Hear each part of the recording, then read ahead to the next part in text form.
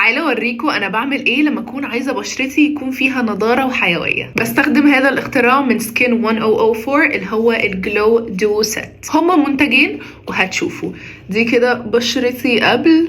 اول خطوه هنستخدم ده بروبيوسيكا انتنسيف امبيول عشان هو فيه سنتلا، فهو بيهدي البشره. لو انتوا حاجز البشره بتاعكم متدمر فده هيعالجه جدا، بيرطب البشره. نضاره بقى انتوا اوريدي اصلا شايفين، بحب اسيبه كده لمده دقيقتين. رجعت لكم وبصوا اوريدي بشرتي فيها نضاره. واخر ستيب وهو كريم الشمس. الروتين ده انا بعمله الصبح واحنا بنحطه بقى. تعالوا اقول لكم انا ليه بعشق كريم الشمس ده. ان هو طبعا فيه سنتلا فبيهدي البشره، بيرطبها. فحتى لو انا ما استخدمتش الامبيول ده او اي مرطب، بحس ان انا مش محتاجه اصلا استخدم مرطب، وخفيف قوي على البشره. بحب قد ايه هو خفيف، بيرطب، بيهدي. بصوا الجلو اصلا كده. اكون خلصت الروتين بتاعي اللي بيدي حيويه ونضاره لبشرتي.